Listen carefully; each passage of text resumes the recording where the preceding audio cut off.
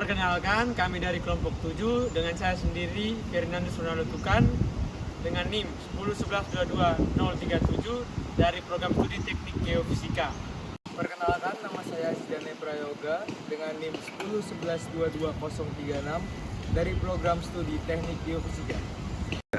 Perkenalkan, nama saya Devano Rodita Davesa dari program studi teknik geofisika dengan NIM 101122-034. Pemanfaatan energi matahari sebagai sumber energi alternatif pengganti untuk menangani krisis energi khususnya minyak bumi yang terjadi sejak tahun 1970-an mendapat perhatian yang cukup besar dari banyak negara di dunia. Di samping jumlah yang tidak terbatas, pemanfaatannya tidak menimbulkan polusi yang dapat merusak lingkungan. Cahaya atau sinar matahari dapat dikonversi menjadi listrik dengan menggunakan teknologi sel surya. Potensi energi surya di Indonesia sangat besar, yakni sekitar 112.000 gigawatt peak. Namun, yang sudah dimanfaatkan baru sekitar 10 megawatt peak. Saat ini pemerintah telah mengeluarkan roadmap pemanfaatan energi surya yang menargetkan kapasitas PLTS terpasang hingga tahun 2025 adalah sebesar 0,87 gigawatt atau sekitar 50 megawatt peak per tahun. Jumlah ini merupakan gambaran potensi pasar yang cukup besar dalam pengembangan energi surya di masa datang. Saat ini, pengembangan PLTS di Indonesia telah mempunyai basis yang cukup kuat dari aspek kebijakan. Namun, pada tahap implementasi, potensi yang ada belum dimanfaatkan secara optimal. Secara teknologi, industri PV di Indonesia baru mampu melakukan pada tahap hilir, yaitu memproduksi modul surya dan mengintegrasikan menjadi PLTS. Sementara sel suryanya masih impor. Padahal, sel surya adalah komponen utama yang paling mahal dalam sistem PLTS. Harga yang masih tinggi menjadi isu penting dalam perkembangan industri sel surya. Berbagai teknologi pembuatan sel surya terus diteliti dan dikembangkan dalam rangka upaya penurunan harga produksi sel surya agar mampu bersaing dengan sumber energi lain. Hingga tahun 2025, pemerintah merencanakan akan ada sekitar 0,87 gigawatt kapasitas PLTS terpasang.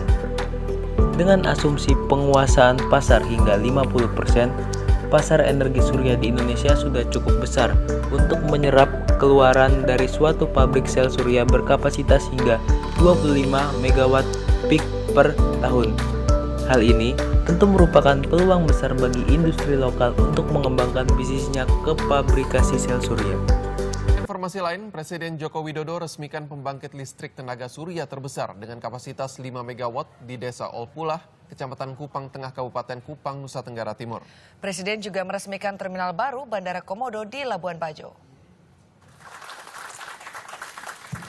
Untuk mengatasi permasalahan pemadaman listrik yang tak kunjung usai di wilayah Nusa Tenggara Timur, Presiden Joko Widodo meresmikan instalasi pembangkit listrik tenaga surya atau PLTS di Desa Olpulah, Kecamatan Kupang Tengah, Nusa Tenggara. Salah satu contoh daerah yang memiliki potensi energi panas matahari di Nusa Tenggara Timur adalah daerah Lembata, di mana Kabupaten Lembata sendiri mempunyai musim kemarau yang cukup panjang antara 8 hingga 9 bulan dan musim dinginnya rentan waktunya 3 hingga 4 bulan.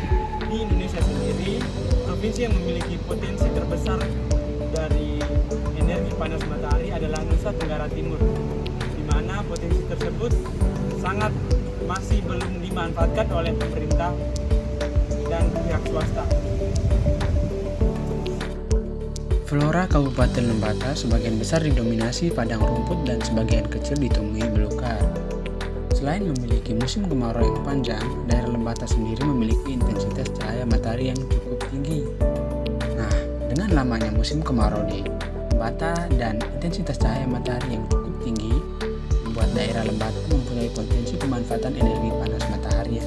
Namun, hingga saat ini potensi yang dimiliki masih sangat kurang dimanfaatkan oleh pihak perusahaan listrik, baik dari pihak pemerintah maupun pihak swasta.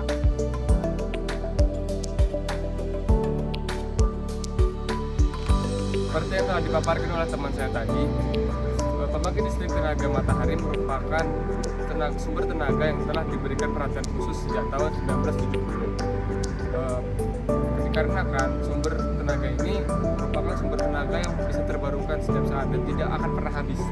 Dan salah satunya contohnya adalah kita bisa menggunakannya pada Kabupaten Lembata.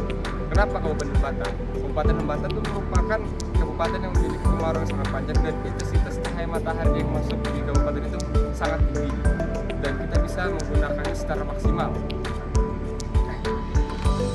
Hingga bagi pihak terkait yaitu adalah perusahaan pembangkit listrik lebih memaksimalkan energi terbarukan ini atau pembangkit listrik tenaga sinar matahari kepada daerah-daerah yang memiliki potensi besar seperti daerah Kabupaten Lembata ini. Diluncurkan program pemerintah untuk mengurangi emisi karbon dengan menggunakan sumber energi terbarukan seperti sumber energi panas matahari.